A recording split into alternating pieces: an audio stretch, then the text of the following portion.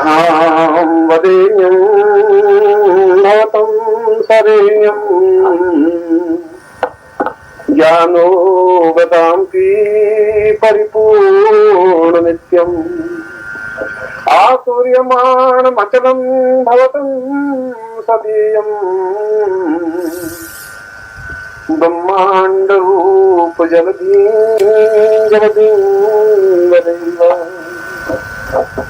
कल भी मैंने अपना प्रवचन का प्रारंभ शंकराचार्य के श्लोक से किया था और आज भी उस सुनिश्चित व्यक्ति शंकराचार्य के श्लोक से आप सब लोगों के सामने एक महत्वपूर्ण क्षण को लाने की कोशिश कर रहा हूं। शंकराचार्य ने श्लोक में कई बातें स्पष्ट रूप से बताई हैं जो हमें समझनी चाहिए। इसलिए समझनी चाहिए कि उन्होंने जीवन का एक मापदंड रखा, एक जीवन का एक स्टैंडर्ड रखा, एक स्तर रखा। उन्होंने जीवन की एक परिभाषा दी, जीवन की चेतना दी। यह तो हर व्यक्ति जीवन जीता है। कल भी मैंने अपने प्रवचन में कहा कि जीवन जीना कोई बहुत बड़ी उपलब्धि नहीं है तुम्हारी। तुम सांस ले रहे हो, ये कोई बहुत बड़ी महानता नहीं है तुम्हारी। तुम अपने घर में 2-3 बच्चे हैं और 5-7 लाख रुपए, ये कोई बहुत बड़ी महानता नहीं है तुम्हारी। ये जीवन की उच्चता है ही नहीं तुम्हारी। ऐसा तो करोड़ों व्यक्ति हैं जैसे तुम हो। जीवन की महानता इस बात में है कि तुम अपने जीवन को समझ सको, और नहीं समझ सके तो कोई तुम्हें समझाने के लिए कोई खड़ा नहीं है। किसी को इतनी अवसर भी नहीं है, किसी को इतना समय भी नहीं है कि तुम्हें समझाए एक एक को। कोई जरूरी नहीं है कि तुम्हें समझाया तुम समझो। जब आज से 40,000 साल से ऋषि मुनि योगी सन्यासी तुम लोगों को समझाते समझाते थक गए और समाप्त हो गए। ईसा मसीह सूली पर टंग गए, सुकरात ने जहर पी लिया और राम समाप्त हो गए, कृष्ण समाप्त हो गए, बुद्ध समाप्त हो गए, महावीर समाप्त हो गए। और उन सब ने एक ही कोशिश की कि तुम्हें समझाएं कि जीवन की पूर्णता, जीवन का उद्देश्य, जीवन का लक्ष्य, जीवन का सत्य क्या है। अगर तुम समझो ही नहीं तो मैं तो एक बहुत छोटा सा आदमी, मैं भी नहीं समझा सकता। मेरे आने के बाद में कोई पीढ़ियां होगी वो भी नहीं समझा सकेगी। और यदि समझ गए तो एक क्षण में आदमी समझ जाएगा, फिर उसको कोई समय नहीं लगता।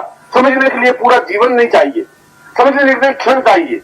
एक ऐसा क्षण की या तो इस पूरे जीवन को चैलेंज के रूप में उठा लेना है या फिर जीवन को घिसटते हुए बिता देना है।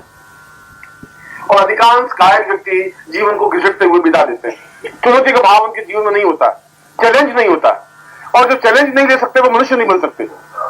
मनुष्यता के लिए सबसे पहली सीढ़ी शंकराचार्य ने यह कहा है कि चैलेंज हो, एक अपने आप को फना कर देने की, अपने आप को बलिदान करने की, अपने आप को उछाल देने की क्रिया हो। इसलिए उन्होंने इस श्लोक में उन्होंने ये बताया कि जीवन तुम्हें मिला है, यह तुम्हारे प्रयत्नों से नहीं मिल पाया। यह जीवन तो तुम्हारा पितृ ऋण है। पिता ने तुम्हें जीवन दिया और जीवन देने के बाद में उन पिता ने अपने जीवन का कोई कर्तव्य तुम्हारे प्रति नहीं समझा। एक बनिया अगर तुम्हारे पिता थे तो तुम्हें तराजू लेकर के कैसे तोड़ना है ये सिखाया। अगर तुम्हारे पिता ने 4 से बच्चे पैदा किए, तुम्हें सिखा दिया कि ये शादी कर ले बेटे और 4 से बच्चे पैदा कर ले। तुम्हें जीवन का कोई क्रम नहीं समझा सके, उनके पास जीवन का क्रम है ही नहीं। इसलिए शंकराचार्य कह रहे हैं कि जीवन का क्रम समझने के लिए जिसका समुद्र के पास उत्ताल लहरें होती हैं, उत्तुंग लहरें होती हैं, एक विशालता होती है जिसका कोई अंत नहीं है। यहां से नजर डाले तो समुद्र का कोई अंत दिखाई नहीं देता। यदि ब्रह्मांड का अंत दिखाई नहीं देता तो समुद्र का भी अंत दिखाई नहीं देता, और समुद्र का भी अंत नहीं है तो तुम्हारे जीवन का भी कोई अंत नहीं है। जीवन को तुम हजारों वर्षों तक खेल सकते हो। कोई जरूर नहीं कि मृत्यु तुम्हारे सामने आ सके। मृत्यु में इतनी ताकत नहीं है, इतनी क्षमता नहीं है कि तुम्हारे आंख के सामने आके खड़ी हो सके। मृत्यु तब आती है जब हम कायर होते हैं, बुज़दिल होते हैं। जब हम भागते हैं तो हमारे पीछे कुत्ते बहुत ज्यादा भागेंगे। यदि हम डरेंगे तो मौत हमें और ज्यादा डराएगी। अगर हम बुढ़ापे से डरेंगे तो बुढ़ापा हमारे ऊपर जल्दी आक्रमण करेगा। और तुम एक डरपोक की तरह जीवन भाग रहे हो कि न मालूम कब को क्या घटना घट जाए, हम मर जाएंगे तो क्या होगा। और जीवन को यदि हमने चैलेंज के रूप में उठा लिया, यदि हमने इस साधना जीवन बना दिया तो बच्चों का क्या हो जाएगा, बीवी क्या हो जाएगा, पत्नी का क्या हो जाएगा। और जीवन का ये भय तुम्हें एक सामान्य जीवन जीने के लिए मजबूर कर देता है। और मेरे कहने के बावजूद भी तुम्हारे जीवन में कोई चेतना नहीं आएगी, ये बात भी समझ रहा हूं। मेरे कहने के बाद में जीवन में कोई उबाल आएगा नहीं तुम्हारे जीवन में। आज से 6 महीने बाद भी तुम्हें अगर कहूंगा तो फिर तुम सुन लोगे ऐसी बात, जो मैं कह रहा हूं वैसे ही सुनोगे। फिर सालों बाद में आके कहूंगा फिर तुम वैसे ही सुनोगे। जिस व्यक्ति में एकदम से अपने आप को बदल देने की क्रिया नहीं होती, जिस व्यक्ति में अपने आप में फना होने की क्रिया में चैलेंज नहीं होता, जो अपने आप को उत्सर्ग करने की क्रिया नहीं जानता, वह जीवन में कुछ कर भी नहीं सकता। और जीवन में कुछ करने का मतलब है कि जीवन को समझना। जीवन में कुछ करने का मतलब कर भी पहुंचे, मैंने कहा कि हम जीवन के अंदर की वृत्तियों को जागृत करें। इसलिए जागृत करें कि हमने क्यों जीवन लिया, जन्म क्यों लिया, प्रभु ने हमें क्यों पैदा किया, क्या उद्देश्य था, क्या हेतु था, कर्म क्या था, हमारे जीवन में दुख क्या है, क्यों है, सुख क्यों है, क्यों नहीं मिल रहा है, हमारे जीवन में अभाव क्यों है, परेशानियां क्या है, अगर ईश्वर है तो कैसा है, अगर ब्रह्म का स्वरूप है तो क्या है। हम भारतवर्ष में पैदा हुए और हमारे सामने हजारों बार ब्रह्म का एक चिंतन, एक शब्द दिया है कि कैसा है ब्रह्म। यदि हम इन प्रश्नों के उत्तर ढूंढने की कोशिश नहीं करेंगे तो तुम ढूंढ भी नहीं पाओगे। अगर तुम्हारा प्रयत्न नहीं होगा नहीं ढूंढ पाओगे, और तुम नहीं ढूंढ पाओगे तुम्हारे आने वाली संतान नहीं ढूंढ पाएगी। तुम अपने संतान को कुछ नहीं दे पाओगे, तो देने के लिए क्रिया है ही नहीं। तुम ज्यादा से उनको मैट्रिक करवा दोगे, बीए करवा दोगे, उनकी शादी कर दोगे, उनको थोड़ा 2-4 लाख रुपए दोगे और संसार जाके सो जाओगे तो वोट करते। इसके अलावा तुम्हारे जीवन की कोई परिणति, कोई जीवन का उद्देश्य है ही नहीं। तुम्हारा धीरे धीरे रास्ता उस संसार की ओर जाने वाला ही रास्ता है। मगर उस रास्ते पर उस श्लोक में बताया कि इस पूरे रास्ते में जहां तुम चल रहे हो उसमें कोई एक क्षण आता है जहां क्षण रुक के सोच सकते हैं, जहां सोच सकते हैं कि हम अगर है तो हमारे जीवन का मकसद क्या है। जीवन में किसी क्षण को गुरु मिल जाए, कोई जरूरत नहीं कि गुरु मिले, ऐसा कोई जरूरत नहीं है। तुम्हारे जीवन के 40 साल बीत गए, मैं तुम्हारे पास आया ही नहीं था, मिले ही नहीं। 45 साल में पहली बार मिलना हुआ और बात हुई, और वापिस चले जाएंगे 10 साल बाद, मिलने होगा नहीं होगा। अगर जीवन के पूरे लंबे सफर में कोई एक क्षण मिल जाए और अगर हम पास में से निकल जाए तो निकल जाएंगे, तो कोई हाथ नहीं पकड़ेगा। और यदि हम उस क्षण को पकड़ लेते हैं, यदि उस क्षण को जीवित जागृत कर लेते हैं, चैतन्य कर लेते हैं, यदि जीवन में एक चेतना आ जाती है, अगर जीवन में एक बना होने की क्रिया बन जाती है, उबाल आ जाता है, अगर जीवन में एक अपने आप में पूर्ण भक्ति जागृत हो जाती है, सही अर्थों में शिष्य बनने की क्रिया प्रारंभ हो जाती है, दीक्षा लेने की भावना पैदा हो जाती है, तो तुम जीवन को समझने की क्रिया को सीख लोगे। और जहां जीवन है वहां मृत्यु नहीं बन सकती। मृत्यु और जीवन दोनों एक साथ चल ही नहीं सकते। मृत्यु तब आती है जब तुम्हारा जीवन समाप्त हो जाता है और तुम्हारा जीवन है ही नहीं। इसलिए जीवन नहीं है, तुम्हारे जीवन में कोई चेतना नहीं है, बोध में भी कोई चेतना नहीं होती। शंकराचार्य ऐसे लोगों को जीवित मुर्दा कहते हैं कि ऐसा मुर्दे तो है जो जीवित है, चलते हैं, फिरते हैं, उठते हैं, एक यंत्र की तरह, मशीन की तरह। वैसा ही सुबह उनका, जैसे आज सुबह हुई वैसे ही 2 साल पहले भी वैसे ही सुबह होगी तुम्हारी, 6 महीने पहले भी वैसी सुबह थी।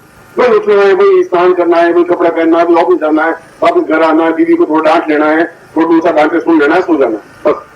2 साल पहले भी ऐसा ही हो रहा था, 6 महीने पहले भी ऐसा ही हो रहा था, आज भी वैसा ही हो जाएगा और 2 साल बाद भी वैसा ही होगा। फिर तुम्हें कोई हलचल है ही नहीं, कोई नई बात ही नहीं है, फिर कोई चैलेंज ही नहीं है, कोई चेतना ही नहीं है, तो कौन लेगा इस चेतना को, कौन समझेगा इस चीज को, किसमें ऐसा भाव आएगा, कौन किसको कहेगा। इस आपाधापी युग में तो कहीं कोई सुनने की बात ही नहीं है। और अगर भौतिकवादी युग है तो ऐसा भौतिकवादी युग तो त्रेता युग में ऐसा ही था। वहां भी दशरथ थे जो रो रहे थे, ढूंढ रहे थे, वहां भी कैटी जैसी पत्नी थी जो लड़ाई झगड़े करती रहती थी और पत्नी के मोह में बेटे को हाथ में निकाल देते थे, वहां भी वैसा ही शरीर को चल रहे थे। कोई त्रेता युग राम राज्य कोई बहुत महान राम राज्य नहीं था, वो भी ऐसा था जैसा हमारा युग है। मगर उस समय वशिष्ठ थे, उसमें विश्वामित्र थे, कुछ समझने की क्रिया थी, उनके शिष्य थे, वे इस चैलेंज को उठाने के लिए तत्पर थे। युग तो ऐसा ही है जैसा त्रेता युग था, जैसा द्वापर युग था। ऐसा छल और कपट और झूठ और असत्य और व्यभिचार जो आज के युग में है वैसे द्वापर युग में था, वैसे त्रेता युग में था, वैसे राम राज्य के समय में था, वैसे कृष्ण के समय में था, वैसे बुद्ध के समय में था। युग कुछ अपने आप में बदलता नहीं है, समाज वैसा का वैसा ही रहता है। आदमी कितना बदल जाता है इस पर डिपेंड है, आप कितना अपने आप को समझते हैं। और ये समझने की क्रिया दीक्षा कहलाती है। दीक्षा का तात्पर्य हम अपने आप को समझ सके, दीक्षा का तात्पर्य है कि हम गुरु के चरणों से अपने आप को मिला सके, एक हो सके, अपने आप में एकाग्र हो सके। मेरे पास ये पानी का गिलास है और इस गिलास का पानी बिल्कुल अलग है और इस गिलास के पानी की कोई वैल्यू नहीं। अगर मैं इस मिट्टी में डाल दूंगा तो खत्म हो जाएगा गिलास का पानी। इस गिलास के पानी को कोई प्रणाम करता ही नहीं, कोई याद भी नहीं रखेगा। मगर इस गिलास के पानी को समुद्र में मिला देता हूं तो ये गिलास के पानी भी अपने आप में समुद्र देवता कहलाएगा। बोल गुरुदेव की जय, बोल गुरुदेव की जय। गिलास का पानी अपने आप को फिर समुद्र से नहीं जाएगा, एक चेतना पैदा होगी, एक माध्यम बनेगा और तुम्हारा जीवन अपने आप में इतना संकीर्ण जीवन नहीं है। कल मैं और मैं अपने पूरी प्रवचन तुम्हारे सामने कल भी नहीं कर रहा था, आज भी नहीं कर रहा। प्रवचन तो वो होता है जो केवल दूसरों को उपदेश दे सकता है, उसके खुद के जीवन में कुछ चेतना नहीं होती, खुद के जीवन में कुछ चैलेंज नहीं होता। वो वैसे ही मुर्दा होते हैं, आंखें घसी हुई होती हैं, गाल पिछके हुए होते हैं, रोते रोते वो गुरु बने हुए होते हैं, रोते हवा पूरी खा लेते शिष्य के यहाँ तो मर जाते हैं वो भी। ऐसे गुरु थोक के भाग है, कोई उनमें चेतना नहीं है। हमने उनको हाथ जोड़ दिया, उनको महान बिठा दिया, रत्न बिठा दिया है, उनको महान कर दिया है, इसमें महान नहीं बन सकते। जब उसमें अक्षर है नहीं तो गुरु बनेंगे कहां से? जब गुरु ही नहीं है तो तब शिष्यता को जागृत कहां करेंगे, चेतना क्या करेंगे? अगर उनका पर्सनलिटी नहीं है, उनके शरीर नहीं है, उनकी चेतना नहीं है, उनके बोलने की शक्ति नहीं है, अपने आप पे डांटने की क्षमता नहीं है, तो गुरु क्या बन सकते हैं? ऐसे गुरु नहीं बन सकते, ऐसे शिष्य भी नहीं बन सकते। शिष्य के बनने के लिए भी उतनी तत्परता होनी चाहिए, उतनी आग्रह होना चाहिए, उतनी चेतना होनी चाहिए। यदि आप देखें समझ एक क्षण की शांत नहीं है। आजकल में उसमें लहरें उठती है, 18 फीट 20 फीट 25 फुट की लहरें उठती है और किनारे को टकराती है, फिर लौट जाती है, फिर भी वह छोड़ती नहीं, अपनी मर्यादा को नहीं छोड़ पाती। पर जीवन का एक अंतहीन प्रयास है, जीवन की एक अंतहीन प्रयास है। इस जीवन को भी हम समुद्र के किनारे इस दीक्षा देने के पीछे प्रयास और कर्तव्य और धर्म और चिंतन ये था कि हम उतने महान बन सके, अद्वितीय बन सके, और अद्वितीय व्यक्ति ही बनता है। देवता कोई चीज, देवता जैसी कोई चीज है ही नहीं, हमने कल्पना कर दी।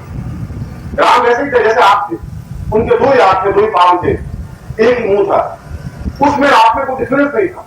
कितना ही था, उन्होंने एक मर्यादा का पालन किया, एक महान कार्य किया। जिस समय एक राजा 20-20 हजार रानियां 5-5 हजार रानियां रख सकता था और एक पत्नी में रहे, एक चैलेंज का भाव, एक नई एक परंपरा डाली। इसलिए हमने उसको राम कहा, इसलिए हमने उसको कृष्ण कहा, इसलिए बुद्ध कहा, इसलिए महावीर कहा, इसलिए उनको जगत कहा। किसने कहा? कि उन्होंने एक नई चेतना, एक नई चिंगारी, एक समाज के बीच में एक नया रास्ता बनाया। कोई आकाश से देवता नहीं बनते, देवता तो मनुष्य वैसे ही बनते हैं। आप में से कोई भी देवता बन सकता है, आने वाली पीढ़ियां आपको याद कर सकती है, बन सकती है, यदि आप कुछ जागृत हो, यदि आप चैतन्य हो, यदि इस मुद्दा शरीर में कुछ प्राण फूंक सके, यदि उसमें एक चेतना, एक आग, एक चिंगारी बनी रह सके, यदि आप बिल्कुल निश्चित भाव से आगे बढ़ सके, यदि आपका व्यक्तित्व समुद्र की तरह विराट बन सके, और अगर विराटता तुम्हारे अंदर समा सकती है तो विराट को कृष्ण दिखा सकता है तो तुम भी दिखा सकते हो। तुम्हारे उसमें अंतर कुछ नहीं है। हमने अंतर समझ लिया है क्योंकि हमारी बुद्धि बहुत नगण्य है, क्षीण है, हमारे आंख में ताकत है ही नहीं आदमी को पहचान ले, नहीं पहचान की ताकत है, इसलिए धोखा खा जाते। हम किसी उधार देते वो पैसा खा जाता है, इसलिए हमने उसको पहचाना ही नहीं। तुम्हारी आंखें स्थूल दृष्टि है और स्थूल दृष्टि बहुत ज्यादा नहीं देख पाती। इस टीले के पार क्या तुम नहीं देख पा रहे। 25 फीट तक तुम्हारी नजर जा रही है, इस 25 से 28 फीट पर क्या हो रहा है तुम्हें पता ही नहीं। इस नजर के माध्यम से, इस दृष्टि के माध्यम से उस विराट ब्रह्मांड को तुम कैसे देख पाओगे? उस देवता को देख कैसे पाओगे? देवता अपने आप में अद्वितीय जाजल्य मान रहे हैं, उन देवता को तुम कैसे देख पाओगे? उनके लिए तुम्हें उतने आपके ज्ञान होना चाहिए, उतनी प्राण चेतना होनी चाहिए, अंदर के पूरे प्राण जागृत होने चाहिए, चेतना जागृत होनी चाहिए, अंदर पूरा ब्रह्मांड बनने की क्रिया होनी चाहिए। और अगर अंदर पूरा ब्रह्मांड बनता है तुम्हारा पैसा नहीं हो सकता। अंदर का पूरा ब्रह्मांड बनने की क्रिया तुम्हें याद नहीं है कि कहां से ब्रह्मांड जागृत होगा। उस ब्रह्मांड बनने की क्रिया को कुंडली जागरण साथ में कहते हैं कि हम अंदर की सारी व्यक्तियों को कुंडली को जागृत करें, सहस्रार को जागृत करें, उस अपने आप को, उस तत्व को पूरे ब्रह्मांड में मिला दें। एक बूंद अपने आप में समुद्र में विसर्जित हो जाए, समुद्र बन जाए। एक छोटी सी बूंद जिसका कोई अस्तित्व नहीं है, जमीन में फड़े समाप्त हो जाती है, वो समुद्र बनकर के देवता बन जाती है। अगर एक बूंद देवता बन सकती है तो फिर मामूली मनुष्य भी देवता बन सकता है। मगर इसके लिए एक समर्थ सक्षम व्यक्तित्व की जरूरत जो तुम्हें उंगली पकड़ सके। और दोनों रास्ते, यदि वो व्यक्तित्व है तुम्हारी उंगली पकड़ सके और वो व्यक्तित्व हो तुम अपनी उंगली पकड़ा सको। अब तुम उंगली छोड़ा के फिर भाग जाओगे, क्योंकि भागने की दिया तुम्हारे पास बहुत, तुम जिंदगी में काम यही किया, देवताओं से भाग जाते हो, पूर्वजों से भाग जाते हो, माँ बाप से भाग जाते हो, हर चीज से भाग करके एक सेफ्टी सुरक्षा चाहते हो। ऐसी सुरक्षा नहीं मिल सकती, मृत्यु तुम्हें धकेल देगी, कहीं खत्म कर देगी। आदमी 2 साल बाद, 10 साल बाद, 20 साल बाद बुढ़ापा तुम पर आक्रमण करेगा ही। तुम चाहे कितनी धर्मशाला बना दो, कितने पत्थर जमा दो, तुम्हारा नाम कोई नहीं लेगा, आने वाली पीढ़ियां नहीं ले सकेगा। तुम धर्मशाला बना के चले जाओगे, उसमें कोई पूछेगा नहीं तुम्हें कि तुम्हारा बेटा साल बाद एक तुम्हारा श्राद्ध कर लेगा, कहते हमारे पिताजी थे, उनका श्राद्ध है बस, और वो भी 5 साल 10 साल बाद। मैं तुम्हें पूछता हूँ कि तुम्हें अपने पिता का नाम तो ज्ञात है, जरूर ज्ञात होगा, तुम्हारे दादाजी का नाम भी ज्ञात होगा, तुम्हें से 2 4 6 लोग हैं जिनको परदादा का नाम ज्ञात होगा। एक भी व्यक्ति ऐसा नहीं जो परदादा पिता का नाम ज्ञात हो। 4 पीढ़ी पहले के व्यक्ति को तुम भुला दिए तो 4 पीढ़ी बाद में भुला दिए जाएंगे। किस जीवन का, इतने छोटे से जीवन का क्या महत्व है, क्या मूल्य है? इस छोटे से जीवन में काहे का घमंड है, किस बात का घमंड है? क्योंकि तुम्हारे पास कुछ है ही नहीं पूंजी, और अगर वो पूंजी ढंग से नहीं बन सकती। बिरला के पिताजी घनश्याम दास बिरला के पिताजी मर गया, हमें तो पता ही नहीं कौन से थे पिता, क्या नाम होंगे, अरबपति थे, हमारे को काम के थे नहीं, और उनके खुद के बेटे भी उनको याद करते नहीं, 24 घंटे व्यस्त रहते। उस जीवन का क्या मकसद है? मगर कबीर के पास तो कोई धन था नहीं, उनके बेटों की वजह से हमें याद है नहीं। सूर के पास कोई था नहीं, मीरा के हमें बेटों और उनके पति का नाम हमें कुछ पता है नहीं, पर मीरा का नाम हमें ध्यान है, वशिष्ठ का नाम हमें ध्यान है, विश्वामित्र का हमें ध्यान है, बुद्ध का नाम ध्यान है, महावीर का नाम ध्यान है, क्योंकि उन्होंने जीवन में उन कुंडली को, चेतना को जागृत किया। और इस प्रकार की कुंडली जागृत करने के लिए दीक्षा का माध्यम, और दीक्षा के माध्यम से पूर्णता तक पहुंचने की क्रिया के लिए मंत्र साधना या योग साधना या दर्शन साधना या अपने आप में जीवन की चेतना की साधना को पूर्णता देने का प्रयास है, सफल प्रयास है, प्रामाणिक प्रयास है। केवल यही एक प्रयास है जो जीवन को पूर्णता दे सकता है। पूर्णता राम का नाम लेने से, कृष्ण का नाम लेने से, रखने से कुछ नहीं हो सकता। यदि बार बार राम राम करते हो तो टैप लगा देते हैं और 24 घंटे टैप लगाते रहेंगे, घर में राम राम बजाते रहेंगे, उसमें तो कुछ नहीं हो पाएगा। ऐसे सैकड़ों लोग पैदा हुए राम राम करते हुए गए और कृष्ण करते हुए खत्म हो गए, उससे कुछ नहीं बन पाएगा। उससे हमारे जीवन की चिंगारियां क्या बनी, हमारे जीवन स्फुलिंग क्या बने, तुम्हारे आंखों में तेज कहां से आया, तुम्हारे चेहरे पर एक भव्यता कहां से आई, एक बुझा हुआ चेहरे में आग चिंगारी कैसे पैदा हुई? वो तब पैदा होगी जब अंदर कोई दिया जलेगा, तुम्हारे मन की बत्तियां अपने आप स्पष्ट हो पाएंगी। इसलिए कुछ पत्रिका के लिए, मंत्र विज्ञान पत्रिका कोई कॉमर्शियल पत्रिका नहीं है, और न मैं तुम्हें को बेचने की सलाह देता हूँ, न तुम्हें को खरीदने की सलाह देता हूँ, मगर यदि ज्ञान प्राप्त करना है तो कहीं कहीं कुछ पढ़ना पड़ेगा, कहीं तो समझना पड़ेगा, या गुरु के चरणों में बैठना पड़ेगा, और वो आज एक में संभव नहीं, किसी व्यक्ति के लिए संभव नहीं। पहले तो गुरु को होते थे, पहले ऋषि को होते थे कि अपने गुरु के पास गए, 6 महीने, साल, 2 साल, 5 साल रहे, अध्ययन किया, कृष्ण जैसा व्यक्ति के सामने पर आपने गया उज्जैन, कहाँ उतरा, कहाँ उज्जैन, और लकड़ियां लाया, जंगल से काट काट के गायों को दुआ, गायों को चढ़ाया और ज्ञान प्राप्त किया, अंदर की पूरी कुंडली जागृत की, अपने सहसा को जागृत किया और अपने आप में पूर्ण पुरुष कहलाया, क्योंकि पुरुष कहलाया। गीता कहता ग्रंथ था, उनके बेटों के नाम को मैं जान नहीं, उनके दादा का नाम भी नहीं मालूम, कृष्ण का नाम तो नहीं मालूम। यदि आपको जिंदा रहना है, आपसे 100 साल बाद भी, 5 साल बाद भी, 50 साल बाद भी अगर पीढ़ियों के लिए अपने आप को जिंदा रखना है और नहीं रख पाए तो जीवन का कोई मकसद नहीं है। ये बार बार ऐसा जीवन मिल नहीं सकता, और अगर जीवन मिल सकता है तो गुरु नहीं मिल सकता, तो नहीं मिल सकते, बातें नहीं मिल सकते, जो दोषा भी कर सकते हैं ऐसा मिल सकते, भिखारी मिल सकते हैं, गुरु नहीं मिल सकता। सही गुरु मिल जाए, सही शिष्य मिल जाए, ये प्रारंभ की बात होती है। गुरु के लिए भी सौभाग्य की बात होती है, हजारों शिष्यों में से कोई एक शिष्य मिल जाए। वोटों से कहने वाले सैकड़ों शिष्य हैं, हजारों लोग आती है, गुरुदेव गुरुदेव करके चिल्लाते हैं, गुरुदेव की जय हो, तो महात्मा की गुरुदेव की जय हो, उसे गुरुदेव की जय हो नहीं सकती। गुरुदेव ज्ञान प्राप्त करेगा तब जय होगी, तुम्हारे चिल्लाने से गुरुदेव की जय नहीं हो सकती। अगर गुरुदेव में ज्ञान है तो अपने आप में उसको अपने आप लोग याद करेंगे, सूर्य किनारे बैठे हो तभी याद करेंगे। अगर मेरे पास चेतना है, अगर ज्ञान है, इस दीक्षा के पीछे मंतव्य मकसद यही है कि आपका मेरा सीधा संबंध बन सके। इसके पीछे उद्देश्य और धर्म यही है कि मैं अपने ज्ञान की चेतना को, अपने तेजस्विता को आपको दे सकूं। कोई जरूरी नहीं है कि आपके पास हो, एक आपके पास ज्यादा से ज्यादा 1000 रुपए होने चाहिए। एक उदाहरण देकर समझा रहा हूं, और तुम्हारे पास रोज तुम परिश्रम करो, 10 रुपए कमा, और 10 रुपए कमा करके 10,000 रुपए तो कभी इकट्ठा करोगे, इस जिंदगी में संभव नहीं। तो 2 तरीके हैं, या तो आप 10 रुपए रोज कमाइए और 10,000 रुपए इकट्ठे करिए, जो 10,000 रुपए इकट्ठे करेंगे तो आप पूर्ण कहलाएंगे। एक तरीका तो ये हुआ, और दूसरा तरीका ये हुआ कि मैंने अपने जेब से 10,000 रुपए निकाले आपको दे दिए, तुम्हारे पास 10,000 रुपए होने चाहिए, वो हो गए, क्योंकि मेरे पास 1,00,000 रुपए में 10,000 दे सकता हूं, मेरे को फर्क पड़ेगा नहीं। और यदि गुरु के पास बहुत तेजस्विता का अंश है और उसमें कुछ अंश आपको देता है, तब भी आप समर्थ बन सकते हैं। दीक्षा का तात्पर्य अपने गुरु की तेजस्विता को पूर्णता के साथ ग्रहण करने की क्रिया है, ये दीक्षा है। और यहाँ इकट्ठे हुए तुम धूप में जो जल रहे हो, इसके पीछे मकसद नहीं। तुम मालूम तुम्हारा पसीना आ रहा है, तुम तकलीफ पा रहे हो, तुम्हें सोच रहे हो गुरु जी अब बस प्रवचन खत्म करे और उठे तो और काम मिले, काम हमें उसने दिखा दिया, बहुत पैसा ऐसा हो सकता है। तुम्हारा चिंतन ऐसा समझ रहा हूँ, तुम्हारे चेहरे में पड़ रहा हूँ।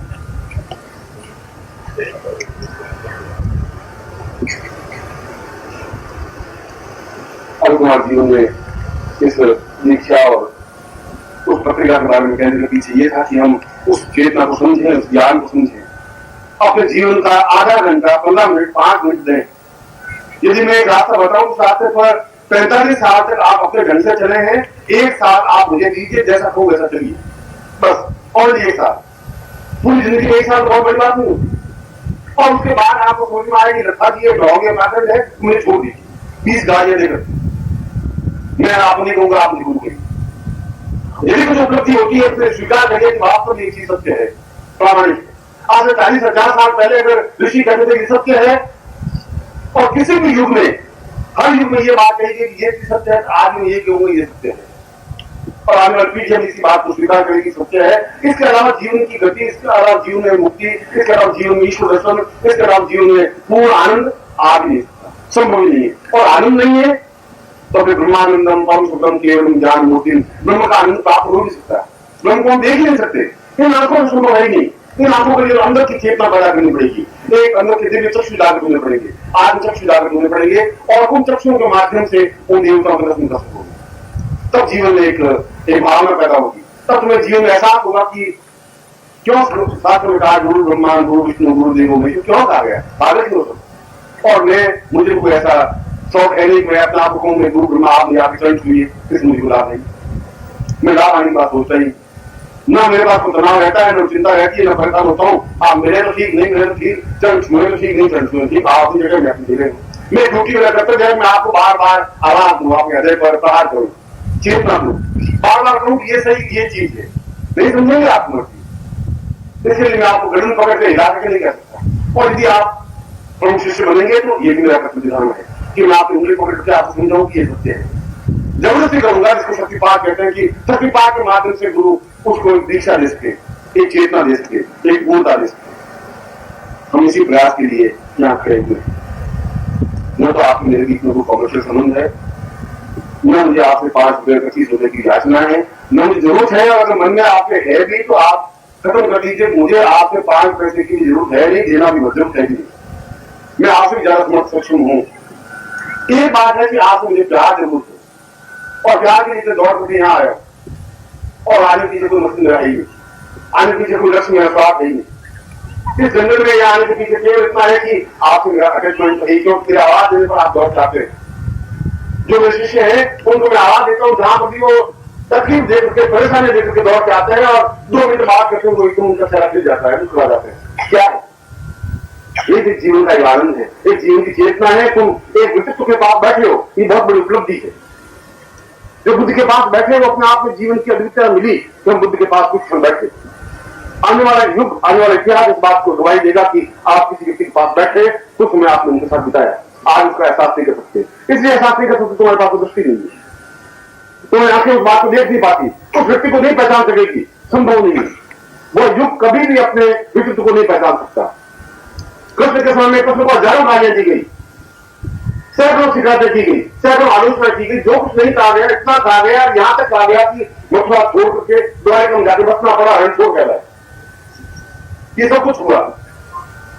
इतनी तकलीफ तो किसी को साथ झेलनी नहीं पड़ी। उस समय का युग उस किसी को नहीं पहचान पाया, और राम के समय में राम को नहीं पहचान पाया, उनको धक्के मार के निकाल दिया गया। 13 साल के लोग बैठे थे।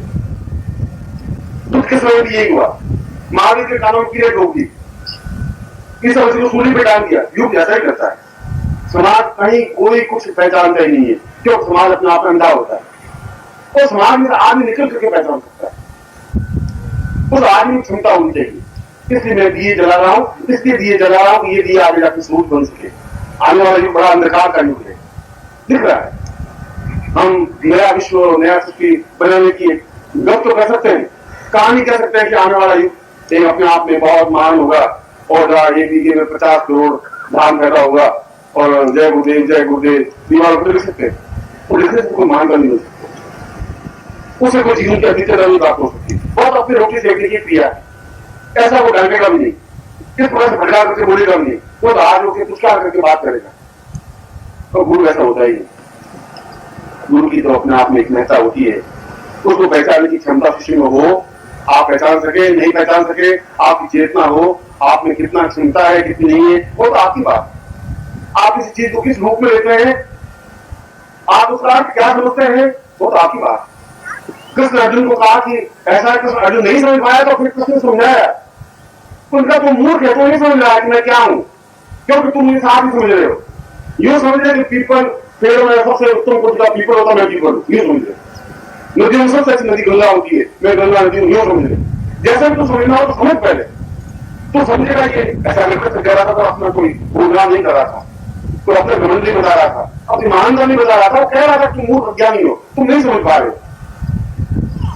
मैं भी यही बात मैं सामने दोहरा रहा हूं, और मैं भी कह रहा हूं तुम नहीं पहचान पा रहे, तुम्हें पहचान की क्षमता है ही नहीं, क्यों युग नहीं पहचान सकता। इसमें से कोई दिया, एक दीपक, एक लपट, एक ज्योति निकल सकती है बात, वो पहचान सकती है, वो एहसास कर सकती है, और जिस दिन वो एहसास हो जाएगी वो अपने आप में महामानव बन जाए, मानव नहीं रह सकता, अपने आप में ऊंचाई टूट जाए। आपकी मेरे बीच में एक संबंध है गुरु शिष्य का, तो अपने आप को दिशा देगा। आप मेरे बीच संबंध है एक प्यार का, कोई लेन देन का संबंध नहीं है, कहीं किसी प्रकार का व्यापार विनिमय नहीं है। यह तो एक ऐसा संबंध है जो हृदय का संबंध है। आप मेरे न बाप है, न बेटे हैं, न मेरे पेट से पैदा हुए हैं, न मेरा आपको संबंध है, न आप कमा के दे रहे मुझे, न मैं आपको कमा के दे रहा हूं। क्या संबंध है आपको मेरा? कोई लेन देन नहीं है। इतना ही संबंध है कि आपको मुझसे प्यार है, प्यार है इसलिए दौड़ के यहाँ है, प्यार है इसलिए मेरी बात सुन रहे, प्यार है इसलिए धूप में बैठे हुए, और यह प्यार जीवन का सत्य बन सके, ये तुम्हें प्रयत्न करना है। कर सके ये तुम्हारे जीवन की सार्थकता है, मेरे जीवन की सार्थकता नहीं है। मेरे तो दिया जल रहा है, कि दिए में से जितने बुझे हुए जल सके जल सके, वो दिया तो अपने आप में कहेगा तुम जला लो अपने दिए, वो तो कहेगा मैं जल रहा हूं, मैं तैयार हूं। तुम अपना दिया नजदीक लाओ, इतना नजदीक लाओ कि रोज अनौ टकरा जाए, तुम्हारा दिया जल जाए, और रोज से पैदा कर सको। जितने भी रोज के अंधेरे को दूर कर सकोगे, वही अपने आप में अधिकता होगी, श्रेष्ठता होगी। तक अंधेरे में हम टोल रहे, भटक रहे, अपने सिर्फ बोल रहे, बोलो चलिए आप समुद्र के इस तट पर, जहां कौन शंकराचार्य ने दीक्षा लेने की प्रतिज्ञा करूंगा कि मैं दीक्षा समुद्र के किनारे लूंगा, इसलिए समुद्र किनारे दीक्षा लूंगा कि मेरा व्यक्तित्व समुद्र के समान विशाल और गहन, जिसकी गहराई को पता नहीं चले, जिसकी लंबाई चौड़ाई को पता नहीं चले, ऐसा व्यक्तित्व बनना चाहता हूं। और ऐसे व्यक्तित्व बना आज भी हजारों वर्षों बाद, सैकड़ों वर्षों बाद हम उनको याद कर रहे हैं। आज भी हम उस आदमी की 32 साल की अवस्था में पूरे भारतवर्ष में उससे चेतना फैलाई, वो अपने आप में हमें स्मरणीय है। आप भी ऐसा कुछ कर सकते हैं, आप में है ऐसी क्षमता, क्योंकि मैं आपको पहचानता हूं। मुझे मालूम है कि आप इतनी क्षमता, कितनी ताकत है, कितना होश है, कितना आग है, कितनी लपट है, बुझी हुई है। किस अंगारे पर अगर रात पड़ जाए, अंगार दिखाई देगा नहीं, आवश्यकता फूंक देने की और अंगारे को जला देने की, अंगार घूम जाएगा, रोशनी पैदा कर लेगा। मैं उस रात को हटाने की कोशिश कर रहा हूं, मैं आपको ज्ञान दे रहा हूं, मैं तो उपदेश दे रहा हूं, मैं तो समझ रहा हूं आप अंगारे हैं, मुझे वो बोलने नहीं है जो कोई काला होता है और संसार काला ऐसा नहीं है। रूप लेने वाले हैं, जिस दिन आप सुन लेंगे, हो सकता है आप सुनिए आज, हो सकता है दूसरा बात सुनिए, हो सकता है सामने वो तो आपने समझे। अब मैं आपको दिशा प्रदान कर रहा हूं, लक्ष्य कर रहा हूं, अपने से जोड़ रहा हूं। कितना जोड़ पाएंगे ये आप डिसाइड। मैं तो देखभाल से शादी कर रहा हूँ लड़की से, और लड़की मेरा कहना माने, प्रतिवता बने नहीं बने, उल्टा बन जाए, बस उसकी मर्जी। मैं तो शादी कर रहा हूँ, बस खत्म। मैं अपनी तरफ से कोई कमी रखूंगी नहीं और रखूंगा नहीं। ठीक से कब वैसा ही भागना हो। आप कितना भी आवाज में दौड़ के आ सके, कितना अटैचमेंट दिखा सके, कितना अपने आप में प्रेम स्नेह दे सके, कितना प्राप्त कर सके, ये आपको जरूरत है। मैं आपके साथ हूं, आपका गुरु बनने के लिए तैयार हूं। इसलिए तैयार हूं कि मैं आपको देने में समर्थ हूं, सक्षम हूं। मुझ में वो क्षमता है कि मैं तुम्हें दे सकूं ज्ञान, चेतना, रोशनी। मैं आपके अंदर की भट्टियों को जागृत कर सकूं, आपको एकदम से उछाल सकूं, पूर्णता दे सकूं। ऐसी मुझ में क्षमता है, मैं इस बात को स्वीकार करने के लिए तैयार हूं।